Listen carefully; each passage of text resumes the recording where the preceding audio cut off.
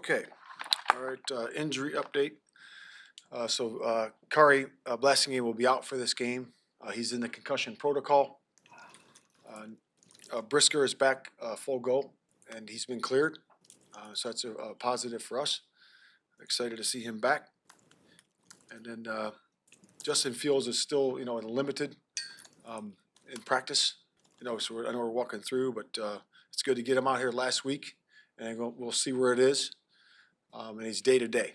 So we're literally seeing where it is today, and then see where it goes from there, and we'll know more on Wednesday in terms of how that progresses. And also, Maine is also day to day. Tremaine Edmonds is also day to day.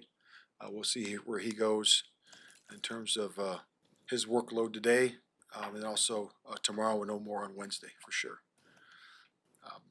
Relative to the game, as we talked about before last night, really comes down to our fourth quarter and the takeaways that we had in the fourth quarter, the giveaways.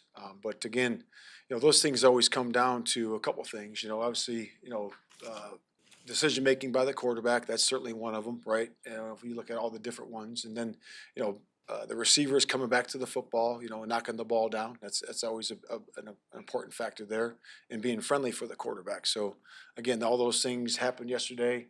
I'm not going to get into particular details of each one of those things, but certainly we're pleased the way our football team played for 3 quarters during that time, and then just the takeaways in the fourth quarter hurt us. Love the way the defense responded to those on the short fields to keep giving our team a chance to win. But again, it's a team effort that has to come into place to win the football game. And we just needed more takeaways throughout the course of the game on defense to equal that amount, certainly up to the fourth quarter. Again, we're disappointed, but our eyes are forward on to Carolina. And this week is going to be, we have 2 of these this year, and it's going to be similar to last time. So we have walkthrough practices, coming in today, and guys get a lot of reps, and it's about really getting the bodies right. First with the performance staff. That's a big important part for our guys, and then getting the mind right. Getting the mind right for this challenge that's ahead of us with the short week, and getting the reps that we need to get to and walk through. And the guys did a fantastic job with that last time, and we need to duplicate that this time in terms of getting the mind and the body right going into this Thursday. With that, open to questions. And how does the short week affect Fields' preparedness to play and your decision to have him play against Carolina? Yeah, like I said, it's literally, I know it's a shortened down time frame, but again, it's day to day. So we'll just decide, we'll look at it today, look how he's doing today, his functionality, and see where it is. Injury guys coming off of injury always comes down to the medical staff clearing them, how the player feels he can function in the game, and then the coach is looking at it and say, hey, yes, he can function at a high level and get the job done. So it's always those 3 factors. With what Bajan's done, how, for lack of a better way of putting it, how badly do you need Justin to come back? Well, I would just say that Bajan has done well. He's done well. Obviously, really played really well through 3 quarters, and we're excited where he is. I think he had 271 yards through 3 quarters. In terms of passing and running. We feel good where he is. But if Justin is there and is available and functional, we'll go with him. So we'll see where it is. Do you anticipate Khalil Herbert coming back, getting designated to return this week from IR? Like I said, with Herbert and EQ and Blackwell, I believe, they're all eligible to open up their window, and we're discussing that later today to figure that out. Matt, when looking back at the offensive play calls in the second half, what was the reason that Tyson was asked to maybe do more from the pocket than what he was doing maybe in that first half? Yeah, it's again about the design of it. It's just there wasn't a reason for that going inside outside of the pocket. We were doing what we thought was going to win the football game, for us. And again, that's where it is. That's where it is. And again, some of those things in the fourth quarter were really about us just execution. The execution piece of it, and we got to do a better job. And protecting the football is number one. And when you do that, and when we've done that, we've had success as a football team. Matt, when you look at the box score, it doesn't look like Montez Sweat stuffed the stat sheet, but it looks like he actually had a pretty solid pressure rate. So you go back and you look at the tape. What do you see that maybe led to him having an impact, even though it's not showing up in the stats. Yeah, no doubt. He did have it's really helped free up the other guys. You saw him chipping, guys chipping him out when on the way out to the route, so that certainly helps other guys. And I thought our rushers were really rushing well and got some good pressures in terms of pressures on the quarterback, and made him force the ball on some of those third downs a little bit earlier than he wanted to. And certainly Tez was a big part of that. And he had a few of those as you mentioned. So it's going to be really big for us going forward, and a credit to him. I mean, shoot, he was here 4 days maybe before he got out there on the football field and learned a new language, so to speak, in terms of terms, and really functioned well in that environment and for our football team. Is there something you're not seeing yet with Dexter and Pickens for them to have a more consistent role week to week? I know like the snap counts for them seem to be fluctuating. Yeah, we want to get those guys going. Really nothing to see there. We would love to get those guys going. I think Dexter's done a good job of pressuring the quarterback, and we just got to get him in there. Not to say that we're not trying to get him in there. It's just sometimes it's a function of, the rotation and then what's going on with third downs and 2 minute and those types of things. But we love those two guys. They're working their tail off and they're getting better. We really feel that they're improving, in terms of just, the takeoff and their pad level and the things that we want those guys to work on. And with regard to those guys, is there ever a point where you will give them more snaps because the experience is more valuable than that? I mean, I know you want to play your best guys, the best chance to win and all that, but at some point, there's a benefit to playing those guys. Well, do you think you'll ever reach that point this season where you'll do that just because you need them, Yeah, I do. I think balance is good. I think, the more you can have balance with your, if you're rotating 4 tackles, it keeps, Billings a little bit fresher, keeps Justin a little bit fresher. And we're really pleased, obviously, with those two guys where they're at. And, but I think it'll help us in the fourth quarter if we balance those reps out, during the course of the first 3, so the guys are fresh at the end. Cole Kmet led the team in all receiving categories last year, so he's obviously done it, but it seems like he's taking it even another step, especially the catch that he made yesterday. What have you seen from Cole this season? Yeah, just a pro's pro, right?